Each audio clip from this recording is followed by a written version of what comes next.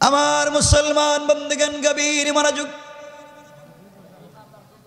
এই দুনিয়ার জমিনে হযরতে ফাতেমা রাদিয়াল্লাহু তাআলা আনহার তখন পর্যন্ত বিয়ে শাদী হয় নাই। দুনিয়ার জমিনে চলার পথে সামাজিকভাবে এলাকার হিসাবে প্রতিবেশী এক ইহুদির মেয়ের সঙ্গে হযরতে ফাতেমার সম্পর্ক হয়ে গেল। কেউ বলেছেন এই সম্পর্ক 6 বছরের, কেউ বলেছেন এই সম্পর্ক 12 বছরের। দীর্ঘদিন পর্যন্ত এক ইহুদির মেয়ের সঙ্গে হযরতে ফাতেমা রাদিয়াল্লাহু তাআলা আনহার সম্পর্ক হয়ে গেল। দীর্ঘদিন একসাথে চলতে লাগলেন। ইহুদির মেয়েটা প্রতিদিন সকালবেলা ফাতেমার কাছে আসে, বিকেল বেলা চলে যায়। দীর্ঘদিন চলতে চলতে উত্তম আদর্শ শিখে ফেলল, ফাতেমার চরিত্র সম্পর্কে জানতে পারল। কিন্তু মেয়েটা তখন পর্যন্ত মুসলমান হয় নাই। মেয়েটা একদিন বাবার কাছে গিয়েছে। ইহুদি ডাক দিয়া বলেছে, মেয়েরে তোমার বয়স কম হয় নাই মা, বয়স হয়ে গিয়েছে, আমি তোমাকে বিয়ে দিতে চাই। বয়স হয়ে যাচ্ছে, আমার আর কোনো সন্তান নাই, একমাত্র তুমি ছাড়া, কোটি কোটি টাকার সম্পত্তি, এই জন্য তোমাকে বিয়ে দিতে চাই। মেয়ে ডাক দিয়া বলছে, আব্বাজান আপনি আমাকে বিয়ে দিতে চান বাবা, এই বিয়েতে আমি না রাজি হয়ে পারি না। অবশ্যই আপনার কথায় আমি রাজি হয়ে যেতে হবে, কারণ বাবা হিসাবে বলছেন। কিন্তু আব্বাজান আজকে রাত্রি পর্যন্ত আমাকে সময় দেন, আগামী কালকে দুপুরের পরে আপনার কাছে ফাইনাল সিদ্ধান্ত জানাইয়া দেব। মেয়েটা বাবার কাছ থেকে বিদায় নিয়ে রাত কাটিয়ে দিয়ে সকালবেলা ওই মেয়েটা ঘুম থেকে উঠে কোনো কথা না বলে ফাতেমা রাদিয়াল্লাহু তাআলা আনহার বাড়িতে পৌঁছে গেছে। ভাইরে মনোযোগ দিয়া শোনো, কি তোমাদেরকে বলতে চাই। হযরতে ফাতেমা রাদিয়াল্লাহু তাআলা আনহার কাছে চলে এসেছে।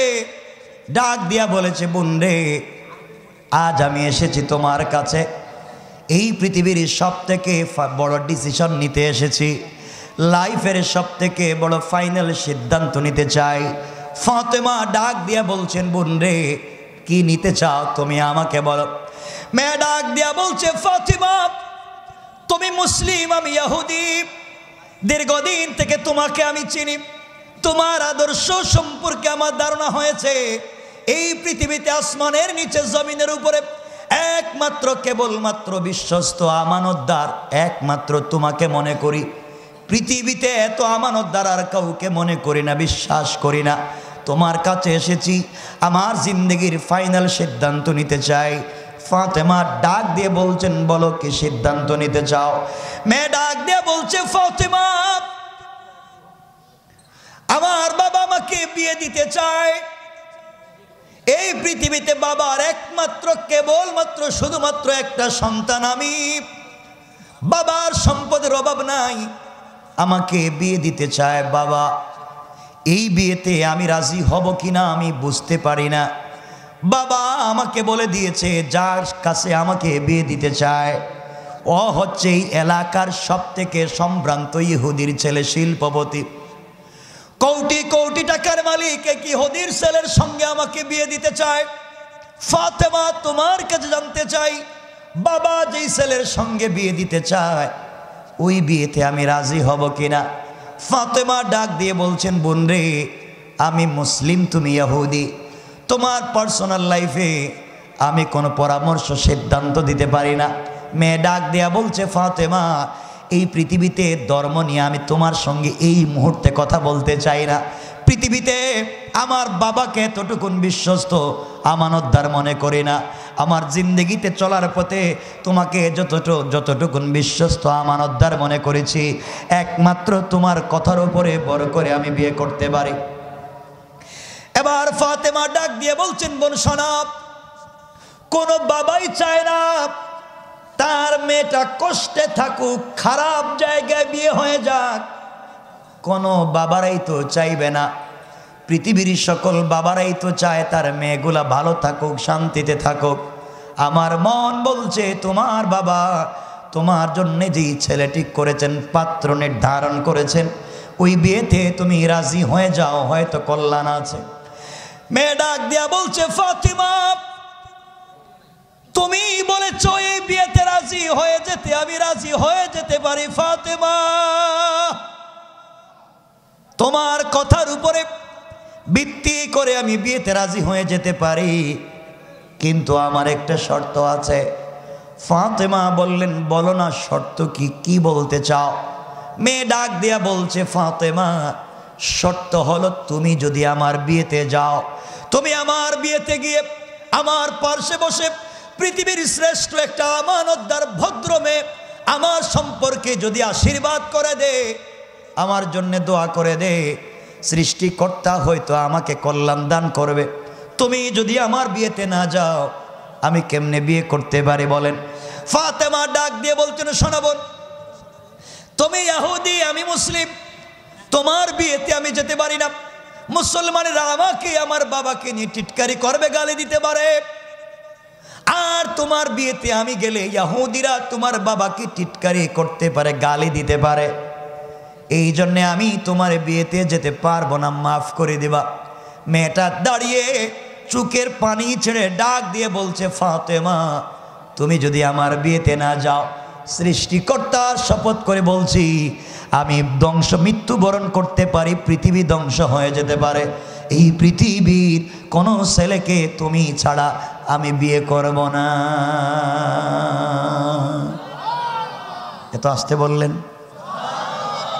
ফাতেমা বিকি হয়ে গেলেন, ফাতেমা বিকি হয়ে গেলেন, ডাক দিয়া বলেছেন, বোন রে যাও, তুমি যাও, এই মুহূর্তে তোমার বাড়িতে চলে যাও, ইনশাআল্লাহ টেনশন করো না, অবশ্যই আমি তোমার বিয়েতে যাব। পড়েন সুবহানাল্লাহ।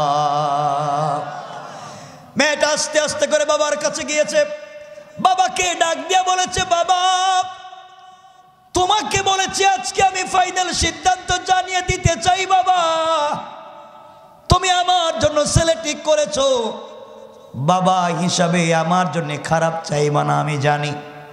ও বাবা তুমি যে ছেলে ঠিক করেছো আমি বিয়েতে রাজি।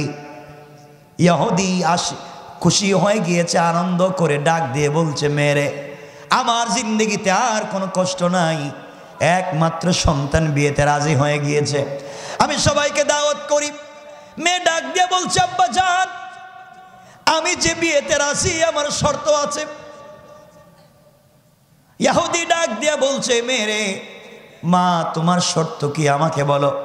মেয়ে ডাক দিয়া বলছে, আব্বা জান আমার শর্ত হলো আমি আমার বান্ধবী মুহাম্মদ ইবনে আব্দুল্লাহর মেয়ে ফাতেমাকে ইনভাইট করেছি, ফাতেমাকে দাওয়াত করেছি, ও আমার বিয়েতে আসবে, আমার পাশে বসে থাকবে, এই শর্তে আমি বিয়েতে রাজি। ইহুদির যেন আসমান ভেঙে মাথায় পড়েছে, পায়ের রক্ত যেন মাথায় উঠে গিয়েছে, বলে কি ডাক দিয়ে বলছে, মেরে মুহাম্মদ আমার জাত শত্রু। জোরে বলেন, মুহাম্মদ আমার জাত শত্রু, আমার ধর্মের বিরুদ্ধে চলে গিয়েছে, আমার সোসাইটির সঙ্গে মিলে না, সামাজিকতা নাই, তার সঙ্গে কেমনে আমার চলাফেরা হবে? এর মেয়ে যদি আমার বাড়িতে আসে সমাজে মুখ দেখাতে পারবো না, প্রয়োজন বোধে পৃথিবীর কোন ছেলের কাছে তোমাকেই বিয়ে দিব না, এভাবেই রেখে দেব, এরপরেও ফাতেমাকে এই বাড়িতে আসতে দিব না। এই সময় মেয়ে ডাক দিয়া বলছে, আব্বা জান জিন্দগিতে আপনার সামনে দাঁড়িয়ে কোনো কথা বলি নাই, এই মুহূর্তে দাঁড়িয়ে আমি আমার জিন্দগির কথা বলতেছি। বাবা ফাতেমাকে যদি আমার বাড়িতে আসতে আপনি বাধা দেন, আমি এই পৃথিবীর কোনো ছেলেকে কোনোদিন বিয়ে করব না। সুবহানাল্লাহ পড়েন। আপনাদের কষ্ট হইতেছে?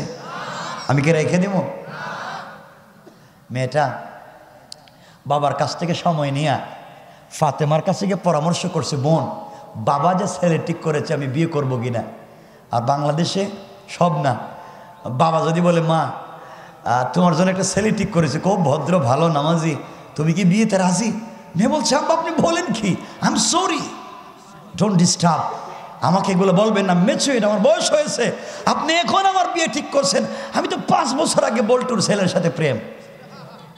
কথা কন না কেরে? আমি তো কাম সাইরে লইছি 5 বছর আগেই, আর তুমি এখন আমার দাওয়াত দিতেছ। আমার বন্ধুগণ, আর ওই মেয়েটা ইহুদির মেয়ে, একটা ভালো মেয়ের পাশে থাকবার কারণে, ফাতেমার মতো চরিত্রবান মেয়েকে তার পাশে পাওয়ার কারণে জিন্দগির পরামর্শ নিতে গিয়েছে ফাতেমার কাছে। সুবহানাল্লাহ। সবাই বলেন। ইহুদি চিন্তা করলো, আমার একটা মাত্র মেয়ে, এত এত টাকার মালিক আমি, আর মেয়েরে যদি বিয়ে দিতে না পারি তো পাবলিকে মুখ দেখাবো কেমনে? কিন্তু মেয়ে তো বেঁকে বসছে, ফাতেমা ছাড়া বিয়ে করবে না। ইহুদি কিন্তু চালাক, কি চালাক, সে এখন রাজনীতি শুরু করছে। তোমার বান্ধবী ফাতেমাকে বিয়েতে ইনভাইট করবা, আর আমি বাপ কি না করতে পারি? আমি রাজি, তুমি নিয়ে আসো। মেয়ে বলছে বাবা খুব ভালো। কয় না, নিয়ে আসো, কিন্তু আমার শর্ত আছে। মেয়ে বলছে বাবা আপনার শর্ত কি? আমার শর্ত হলো, তোমার বিয়েতে আমি যাদেরকে ইনভাইট করেছি, ইহুদির মেয়ে, খ্রিস্টানের ছেলে মেয়ে, তারা আসবে, কোটি কোটি টাকার মালিক, দামি দামি অর্নামেন্টস, জুয়েলারি পরে আসবে। আর মোহাম্মদ 3 বেলা 1 বেলা খাইতে পারে না, থাকবার ঘর নাই, বসবার জায়গা নাই, সে তার মেয়েকে তো ভালো কাপড় দিতে পারবে না।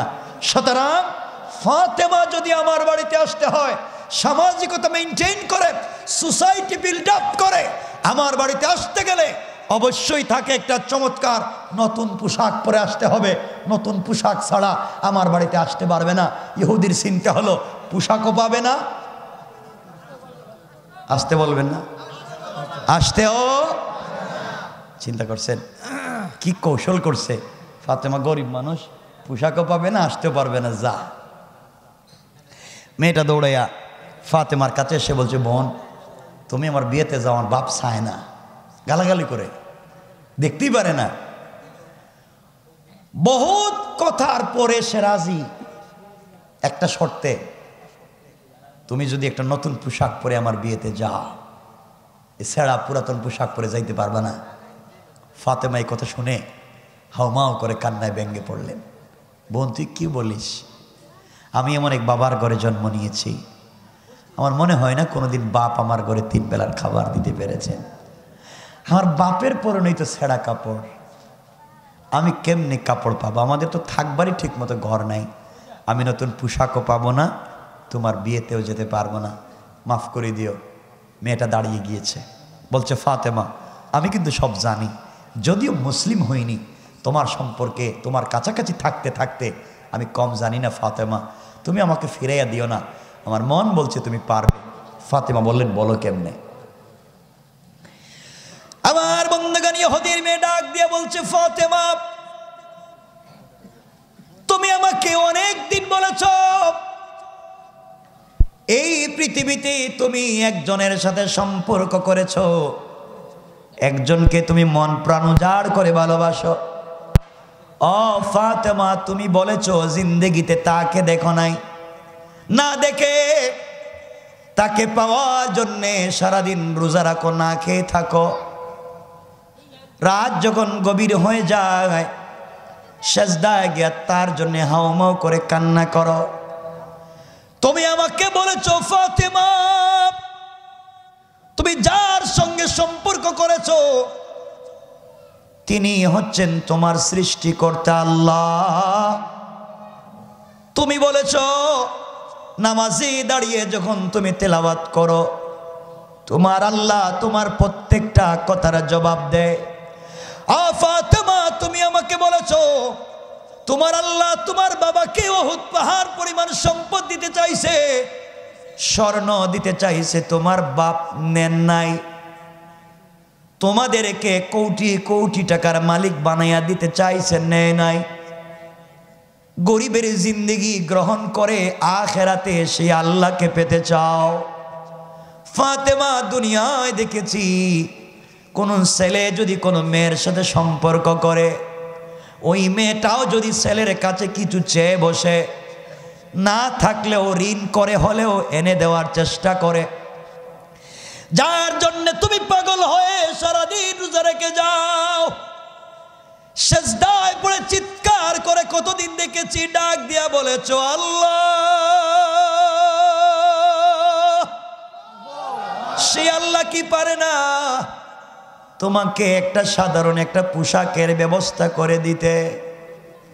ও ফাতেমা, যে আল্লাহর এত এত ক্ষমতা, এত এত পাওয়ার, যিনি আসমান জমিন বানাইছেন, তিনি কি তোমাকে সাধারণ একটা কাপড় দিতে পারেন না? এটা তো সম্পর্কের কোনো আলামত হতে পারে না। একতরফা তুমি তাকে ভালোবেসে যাইবা, কিছুই সে দিবে না, এমন তো হতে পারে না। আমার মন বলছে ফাতেমা, তুমি যদি মন খুলে তোমার আল্লাহকে বলতে পারো, তোমার আল্লাহ তোমাকে ফিরাইয়া দিবে না, আমার বিয়ের আগে কাপড়ের ব্যবস্থা হয়ে যাবে। আল্লাহর কথা শুনে ফাতেমা সিজদায় পড়ে গেলেন। সিজদায় পড়ে চোখের পানি ছেড়ে ডাক দিয়া বলেছে আল্লাহ, এই মেয়েটা ইহুদি হওয়ার পরেও তোমাকে চিনতে পারে, তুমি না সব পারো আল্লাহ, আমাকে বেইজ্জত করে দিও না। ফাতেমা মাথা উঠাইয়া বলছেন, বোন রে যা, যা তোর বাড়িতে পৌঁছে যা, ইনশাআল্লাহ আমি তোমার বিয়েতে যাব এবং এই পৃথিবীর সব থেকে দামি কাপড় পরে যাব। আল্লাহু আকবার, জোরে বলেন। মেয়েটা বাবার কাছে গিয়ে বলছে, আব্বাজান, ফাতেমা বিয়েতে আসবে এবং নতুন পোশাক পরে আসবে। ইহুদি টিটকারি করতেছে, কই কি থাকবার জায়গা নেই, খাওয়ার ঘর নাই, এ নাকি নতুন জামা পরবে, নতুন জামা পাবেও না, আসতেও পারবে না। এই সিদ্ধান্ত নিয়ে বসে রয়েছে। আমার বন্ধুগণ এভাবে চলতে আছে। ধরেন আগামীকালকে বিয়ে, কোন দিন? মানে মধ্যখানের ওয়াজ রাখা দিলাম, লম্বা হয়ে যাইতেছে, 12টা তো হয়ে যাইতেছে, থাক না। আরে শোনেন না, লম্বা হয়ে যাইতেছে, বুঝেন না? 12টা হয়ে যাইতেছে, সারা রাত লম্বা হয়ে যাইতেছে না। কসল বেটে কি ফেলাস্টিক, কসল বয়। আমার বন্ধুগণ কথা শোনেন, ধরেন আগামীকাল কি বিয়ে, কোন দিন? সবাই বলেন না। মাঝখানের ওয়াজ রাখা দিলাম, তা আমি রেখে দিলে আপনারা কি চালাইতে পারবেন? দেখি তো এরপরে কি আছে, কোন একজন, আমি তো জানি কিছু কইতে পারবেন না এরপরে কি আছে। সুতরাং আমি মধ্যখানের ওয়াজ রেখে দিলাম। মানে যেদিন এই কথা হইতেছে এই দিন থেকে বিয়ে পর্যন্ত সময় কমপক্ষে 30 দিন। এই 30 দিনে আর বহুত ঘটনা ঘটছে, সব রাখা দিলাম। ডাইরেক্ট বিয়া, আগামীকালকে বিয়া। কোন দিন? আগামীকালকে বিয়ে। মেয়েটা ফাতেমার কাছে এসেছে বিকালে, সন্ধ্যার পরে এসে বলছে, বোন, কালকে না আমার বিয়ে, তুমি কাপড় পাইছো, কাপড়টা কোথায় আমাকে দেখাও। ফাতেমা বলছেন, বোন, তোর যে আগামীকালকে বিয়ে আমি তো ভুলেই গেছি। আপনি ভুলে গেলে আমার কাপড়ের কি হবে? তাহলে আমার বিয়ে কি হবে না? ফাতেমা বললেন, বোন শোন, আমি এমন একজনের সাথে প্রেম করি, আমি এমন একজনকে ভালোবাসি যিনি একটা সেকেন্ডে আসমানকে জমিন বানাতে পারে, জমিনকে আসমান বানাতে পারে, সাগরকে নগর বানাতে পারে, নগরকে সাগর বানাতে পারে, ধনীকে গরিব বানাতে পারে, গরিবকে ধনী বানাতে পারে, একটা মুহূর্তে পারে। আর এখনো তো এক রাত বাকি আছে, আমার বিশ্বাস এই রাত্রের ভিতরে সে ব্যবস্থা করেই দিবে ইনশাআল্লাহ। কেমন বিশ্বাস আল্লাহর প্রতি, চিন্তা করে। আমার বন্ধুগণ, রাত্র গভীর হয়ে গিয়েছে, আমাদেরও ফাতেমারও। গভীর রাত্রে হজরতে ফাতেমা মুসল্লা বিছাইয়া দিছেন, জায়নামাজ বিছাইয়া দিছেন, সেজদার মধ্যে গিয়ে কাঁদতেছে, আল্লাহ আপনি আমার চিনেননি। আল্লাহ আমি যদি বলি ফাতেমা, আল্লাহ আমি তোমারই চিনি, আর তুমি যদি বলো ফাতেমা নামে কাউরে চিনি না, আল্লাহ আমি কই যাব? আমার যে কিচ্ছু নাই। এখন সত্যি যদি আপনি চিনেন আমাকে, এটা যদি সত্য হয়, তাহলে আজকে একটা জিনিস চাইব, যদি ফিরাইয়া দেন বুঝবো আপনি আমার চিনেনি না। আল্লাহু আকবার বললেন না? আরে সম্পর্ক যদি গভীর হয়, সম্পর্ক যদি চমৎকার হয়, তাহলে অভিমান করা যায়, ঠিক কিনা বলেন? না মিথ্যা বললাম? আর সম্পর্ক যদি খারাপ হয়, আপনি অভিমান করলে বিপদে পড়বেন। এখানে একটা ঘটনা আছে, বললে তো অন্য লাইনে চলে যাইব। আর বলেন কয় কে ভাই, 12টা জিতেছে। শোনেন শোনেন না, এক ছেলে বিয়ে করছে নতুন, ধরেন স্ত্রী খুব স্মার্ট, বিউটিফুল, চমৎকার। এখন বাবার বাড়ি গিয়ে আর আসে না, ছেলেও তাকে মন প্রাণ উজাড় করে ভালোবাসে, আসে না। ফোন দিয়ে বলছে তুমি আসো, আসতাম না। তুমি আমাকে ছাড়া থাকতে পারবা? কয় দেখি, ট্রাই করি। ছেলেটা মন প্রাণ উজাড় করে ভালোবাসে, কিন্তু মেয়েটা আসতে চায় না। সত্যি যদি তাকে মন প্রাণ উজাড় করে ভালোবেসে থাকে, কি করবে কোন তো? আরে কি করবে? সে প্রাইভেট গাড়ি রিজার্ভ করবে, 10-20 কার্টন মিষ্টি নিবে, আর সব নিয়ে শ্বশুর বাড়ি যাবে, আর বউরে তেল মালিশ কইরা বাসায় নিয়ে আসবে, ঠিক কিনা? মিথ্যা বলছি? ঠিক কিনা?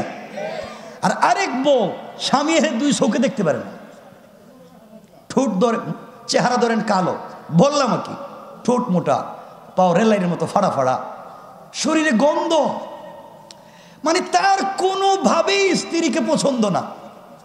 ওই স্ত্রী বাসায় গিয়া, শ্বশুর বাড়ি গিয়া বলতেছে আর আসতাম না। স্বামী কি কইব কোন তো? বলে আসো, কইব হে স্বামী, এই মহিলা শ্বশুর বাড়ি, নিজের বাপের বাড়ি গিয়া বলে আসতাম না। ছেলে তো এমনি বিয়েতে রাজি ছিল না, এখন বাপের বাড়ি গিয়া আসতাম না। হে দোয়া তো দেখো, আল্লাহ লা ইলাহা ইল্লা আনতা সুবহানাকা ইন্নী কুনতু মিনাজ জালিমিন। আল্লাহ বড় খতমের দোয়া পড়বো, এজন্য আর জিন্দেগিতে নাই। কথা বলেন না কেন? কারণ তার সম্পর্ক ভালো না, সে চায় না। এজন্য কথা বলছে, কথার কথা বললাম, কেউ রাগ করবেন না, আমি এভাবে বলি না আসলে কাউকে কষ্ট দিয়ে। তো যাই হোক, ফাতেমা বলতেছেন সত্যি যদি আপনি আমাকে ভালোবাসেন, আজকে বুঝবো আপনি ভালোবাসেন কিনা।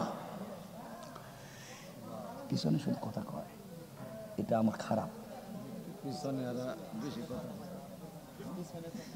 আমার মুসলমান বন্দিগান, কথাগুলো দিল দিয়া শুনেন কি বলতে চাই। ফাতেমা সিজদায় পড়ে গিয়েছেন, আল্লাহকে ডাক দিয়ে বলেছে, আল্লাহ তাআলা আপনার কাছে আমি জানতে চাই, আপনি বলেছেন নামাজ পড়ো, আমি নামাজ পড়ি।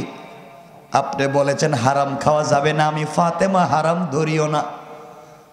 কোনোদিন তোমাকে ছেড়ে দিলাম না, পুরা জিন্দেগি তোমাকে মনে রাখলাম। আল্লাহ, এই দিন জীবনে তোমার কাছে আমি কিছুই চাইলাম না, খেয়ে না খেয়ে সারাদিন ইবাদত করি, ইন্তেকালের পরে যেন তোমাকে পেয়ে যাই। আয় আল্লাহ তাআলা, আজ আমি তোমার কাছে একটা জিনিসের আবদার করতে চাই, ওইটা ফাতেমার সৌন্দর্য বাড়াবার জন্যে না, ফাতেমার মানসিক আর শারীরিক সৌন্দর্য বাড়াবার জন্যে না। আল্লাহ, আজ আমি তোমার কাছে একটা কাপড়ের আবদার করব। আমার বাবা দ্বীনের দাওয়াত নিয়ে মানুষের ঘরে ঘরে যান, আমি মেয়ে মানুষ হওয়ার কারণে যেতে পারি না। আয় আল্লাহ তাআলা, আমি ইহুদির মেয়ে বিয়ে বাড়িতে আগামীকালকে যেতে চাই, তুমি যেখান থেকে পারো আমাকে একটা কাপড়ের ব্যবস্থা করে দাও। ওই কাপড় পরে ইহুদির মেয়ের বিয়ে বাড়িতে যেতে চাই, আমার সৌন্দর্য বাড়াবার জন্যে না, ওই বাড়িতে যাওয়ার পরে যেন দ্বীনের দাওয়াত হয়ে যায়। ওই বাড়িতে যত মহিলারা একত্রিত হবে, জমা হবে, ওরা যেন আমার কাপড়ের দিকে তাকাইয়া কালিমা পড়ে মুসলমান হয়ে যায়। আল্লাহ, এমন একটা কাপড় তুমি দিও যেন আমি ওখানে গেলে যেন দ্বীনের দাওয়াত হয়, এটা দেও না আমাকে।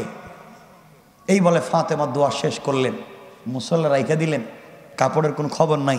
হঠাৎ করে ঘরের পশ্চিম কর্নারে থাকাইয়া দেখে 2টা কাপড়ের প্যাকেট। আসতে বলবেন না কিন্তু। কাপড়ের প্যাকেট হাতে নিয়েছে, কি রে, দরজা জানালা সব বন্ধ, কাপড় কুত্থেকে আসলে, কে দিয়ে গেল? ফাতেমা কাপড়গুলো হাতে নিয়ে কলিজার টুকরা প্রিয় বাবা হাবিবুল্লাহ রাসূল পাকের কাছে গিয়ে কান্না করে বলছে, আব্বা, আল্লাহর কাছে কান্না করে কাপড় চাইলাম, কে করে রেখে গেছে আমি জানি না।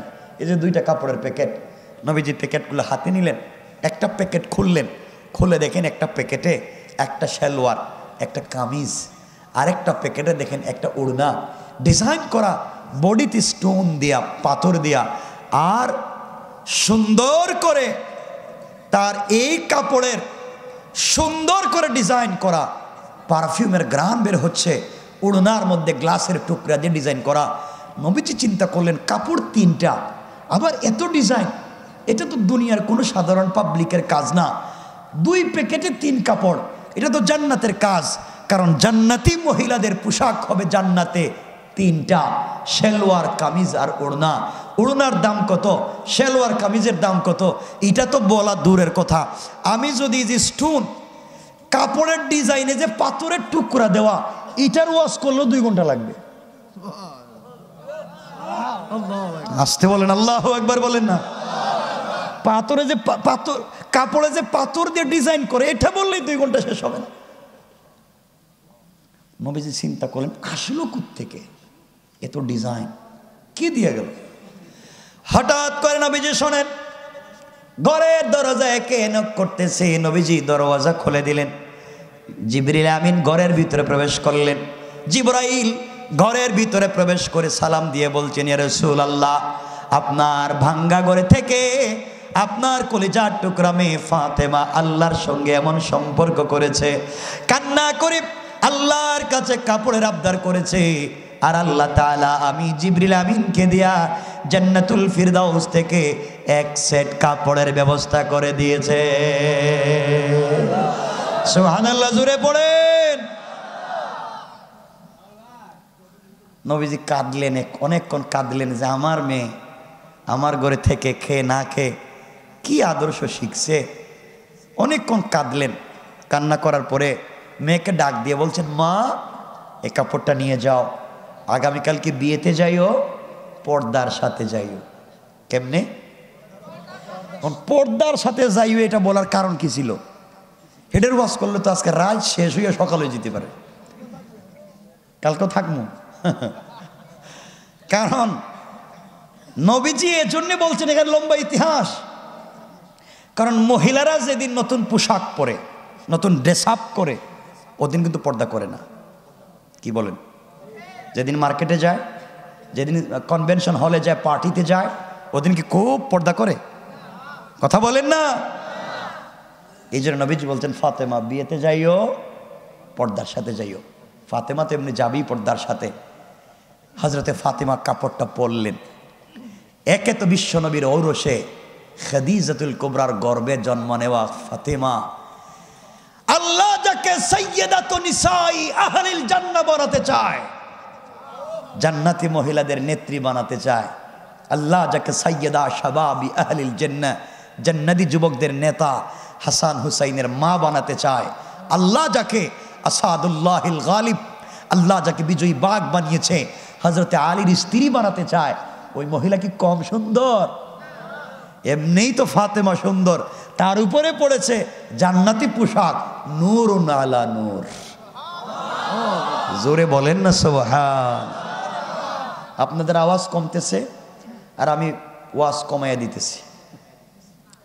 এখন কিন্তু 12টা হয়েছে, কিন্তু হয়েছে না ভাই? এভাবে থাক, আজকে আরেকদিন এসে ওয়াজ করে দিব মনে।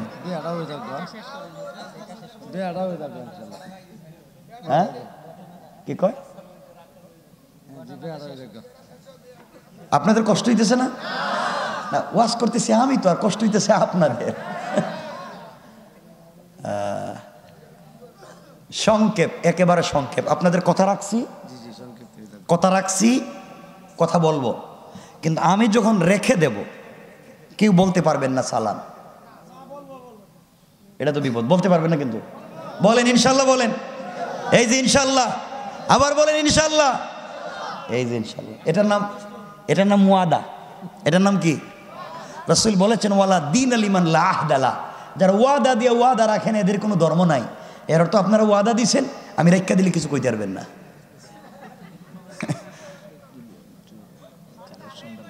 বুঝছেন? সালাক শুধু আপনারা না, আমিও কম সালাক না। এই তো এখন রেখা দিলে কিছু কইতে। বিয়ে আজকে আর খাওয়াইতাম না, এটা মাথায় রাখেন। আমি আর বিয়েতে আজকে আর খাওয়াইতাম না, আশা করে লাভ নাই, আনা খেয়ে বাসায় যাওয়া লাগবে। আমার বন্ধুগণ, হজরতে ফাতেমা আস্তে করে ইহুদির মেয়ের বিয়ে বাড়িতে পৌঁছে গেলেন।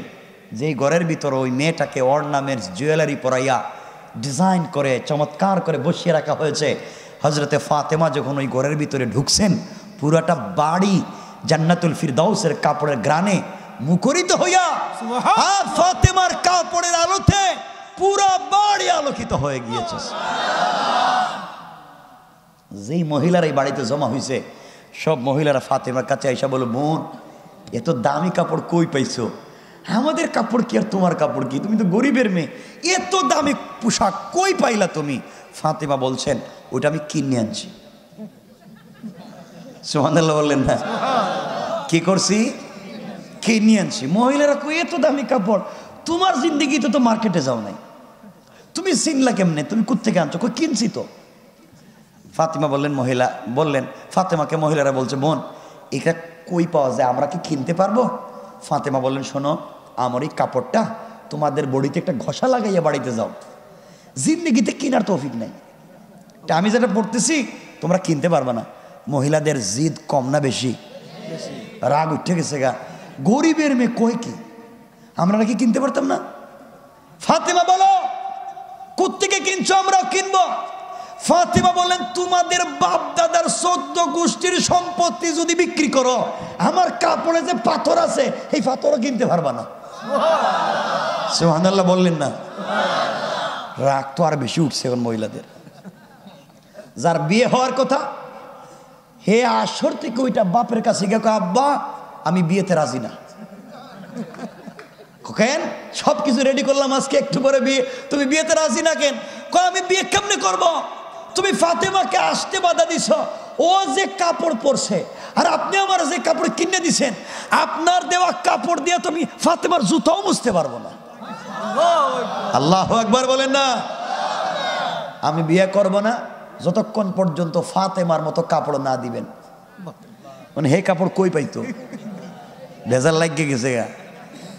হ্যাঁ,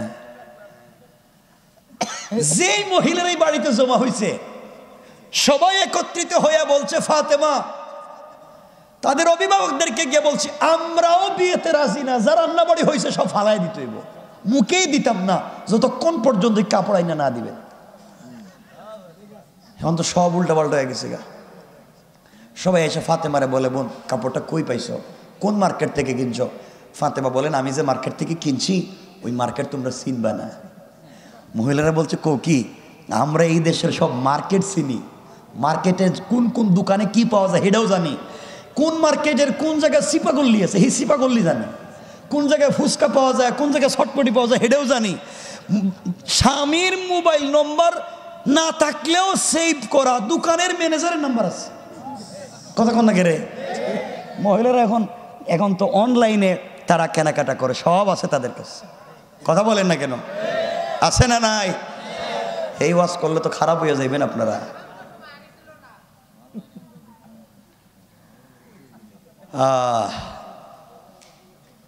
এমন স্বামী আজকাল হইছে, বউ দেখবেন মার্কেটে যায়, সব না, কিছু স্ত্রীরা মার্কেটে যায়, একবারে দেখবেন হিল, জুতা, আলতা, আলকাতরা, লিপস্টিক সব লাগাইয়া ব্যাগ একটা কাঁধে নিয়ে ওপরে বাবা গুন্ডার মতো বাইরেছে রাস্তায় যাইতে, ধাক্কাইয়া ফালাইয়া সবরে মানে মারাইয়া ফালাই দিব, মার্কেটে যাইতেছে। আর স্বামী, ওই যে স্বামী যেটা বুঝছেন নি আপনারা, স্বামী হে বউর পিছনে বাচ্চা একটা কুলে নিয়ে কথা কন না কেরে, মেরে নিয়ে হ্যাঁ করতেছে কেরে।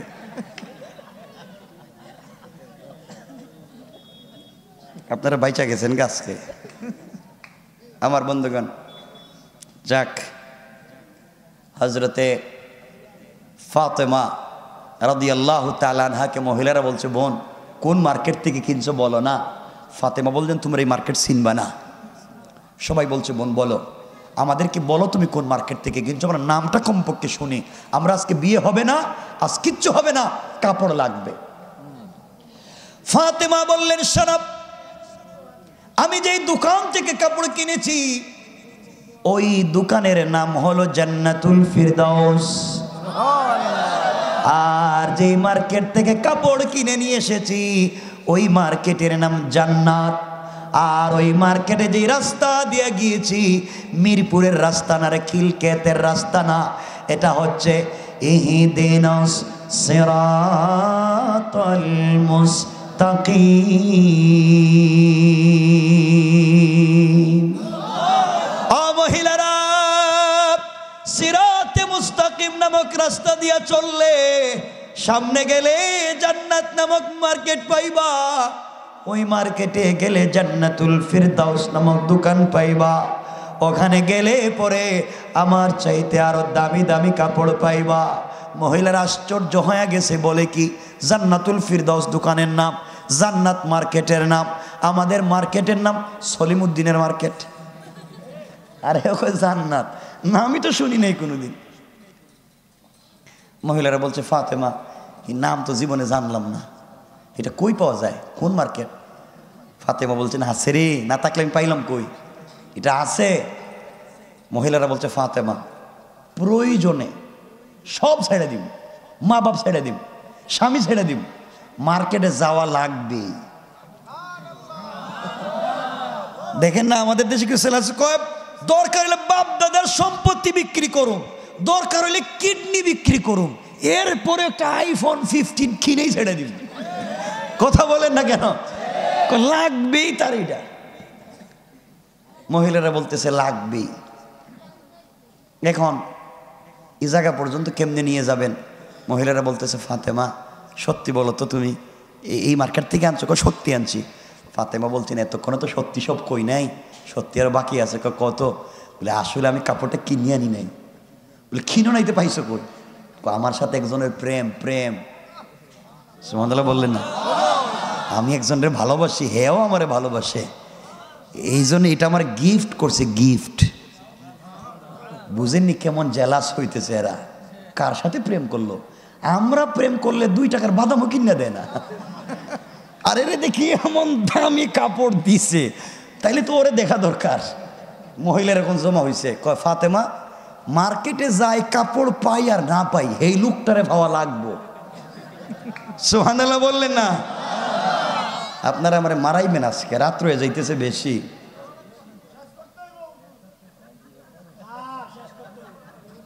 রাখা দিব কিন্তু ভাই, আমি অনেক দূরে যাব, শরীর খারাপ ভাই। আলোচকেরা 4 মাস 5 মাস আলোচনা করে, আর আমাকে 12টা মাসের 12টা মাস কথা বলতে হয়। আমি তো ঢাকা শহরের বড় জায়গায় জুমা পড়াই, আপনারাও তো জানেন। আর এরপরে তো অনেকগুলা জায়গায় তাফসির করি, তখন সারা 12 মাসই তো চলে যায় ভাবে। বাস্তব তো আমারে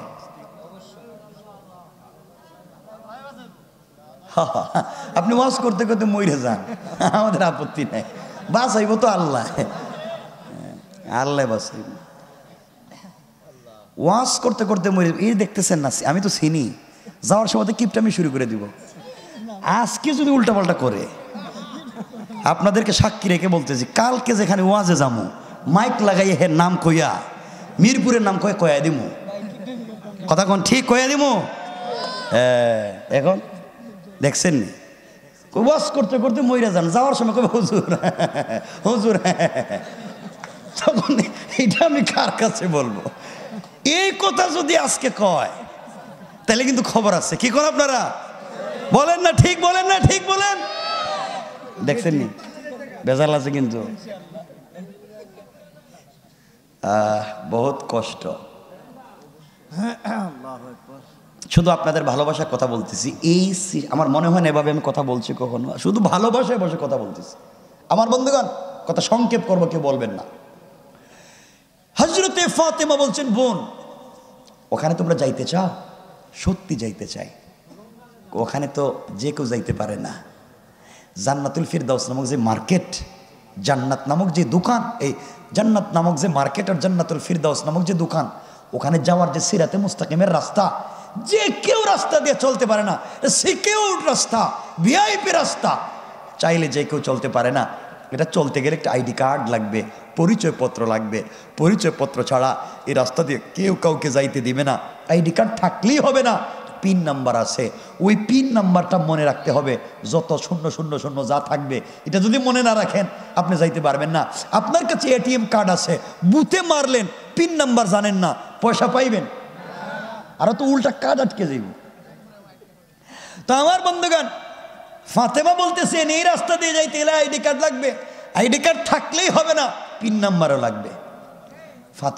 ফাতেমাকে মহিলারা বলছে, বোন এই আইডি কার্ড ধারণ করতে কি করা লাগবে? ওই আইডি কার্ড নিতে গেলে, এই পিন নাম্বার নিতে গেলে হয়তো তোমাদের এই সোসাইটির সম্পর্ক চলে যাবে, স্বামীর সাথে সম্পর্ক থাকবে না, মা বাপের সাথে সম্পর্ক থাকবে না। তোমরা বলো এটা পারবা? মহিলারা বলছো গরিবের মেয়ে, আমরাও পাওয়া লাগবে। এবার ফাতেমা বললেন, শোনো, সিরাতে মুস্তাকিম নামক রাস্তা দিয়ে চলতে গেলে যেই আইডি কার্ড লাগবে, যেই পরিচয় পত্র লাগবে, ওই পরিচয় পত্রের নাম হলো ইসলাম, আর পিন নাম্বার হলো লা ইলাহা ইল্লাল্লাহু মুহাম্মাদুর রাসূলুল্লাহ। ও মহিলারা, লা ইলাহা ইল্লাল্লাহ নামক পিন নাম্বার দিলে যদি বিশ্বাস রেখে মনে রেখে ইসলাম নামক আইডি কার্ড ধারণ করে সামনে যদি চলো রে, সামনে গেলে সিরাতে মুস্তাকিম নামক রাস্তা পাইবা, আরো সামনে গেলে জান্নাত নামক মার্কেট পাইবা, আরো সামনে গেলে জান্নাতুল ফিরদাউস নামক দোকান পাইবা। ওখানে গেলে আমার মালিক, আমার যার সাথে সম্পর্ক তারেও পাইবা। আর তার সাথে যদি সম্পর্ক হয়ে যায়, সবাইকে ভাবে 8টা 10টার মতো মার্কেট জান্নাত একজন একজনকে দিয়ে দিতে পারে। মহিলারা চিন্তা করছে, তে ইসলাম নামক আইডি কার্ড, কালিমা নামক পিন নাম্বার, এটা কই পাওয়া যায়? ফাতেমা বলছেন, এইবার লাইনে আইসো, এটা তো আমার বাপ দে। সুবহানাল্লাহ বললেন না? এটাই তো আমার বাপ দে। আমার বাপ তো সারা দিনই আইডি কার্ড বিতরণ করে, এই পিন নাম্বার বিতরণ করে, এই রাস্তার কথা বলে, এই মার্কেটের কথা বলে, এই দোকানের কথা বলে, এই মালিকের পরিচয় দেয়। তোদের বাপ দাদারা আমার বাপকে গালাগালি করে, মারামারি করে, আমার বাপ তো খারাপ কিছু বলে না, এই কথাই বলে। মহিলারা বলছে, ফাতেমা তোমার সামনে দাঁড়িয়ে আমরা কথা বললাম, সবাইকে ছেড়ে দিতে পারি, এরপরেও এই আইডি কার্ড নিয়ে জান্নাতে যেতে চাই। এই কথা বলে সকল মহিলারা দাঁড়িয়ে গিয়েছে। দাঁড়িয়ে দাঁড়িয়ে ফাতেমাকে বলছে, হাত লম্বা করে দাও। ফাতেমা হাত লম্বা করে দিলেন। একসাথে 350 জন অথবা 352 জন, কেউ বলেছেন 470 জন অথবা 472 জন মহিলা একসাথে কালিমা পড়ে মুসলমান হয়ে যায়। সুবহানাল্লাহ জোরে পড়েন। সব মুসলমান। এখন জায়গা মতো একটা আইলাম, এখন মুসলমান হয়েছে, এখন তো ওদের স্বামীর সাথে সম্পর্ক নাই, যে ছেলের সাথে বিয়ে হওয়ার কথা ছিল তার সাথে বিয়ে হলো না। এখন এই মেয়েটার বিয়ে হবে কেমনে? এই বাড়িতে যে মহিলারা আসছে এদের হবে কি? এদের স্বামীর সাথে বাপের সাথে সম্পর্ক কি হইল? এই বাড়ি থেকে এরা গেল কেমনে? কোন দিন বিয়ে হইল? বিয়েটা কার সাথে হইল? আর ফাতেমাকে আল্লাহ যে জান্নাতের পোশাক দিলেন, এই পোশাকটা বর্তমানে কই? সব রাইখা দিলাম।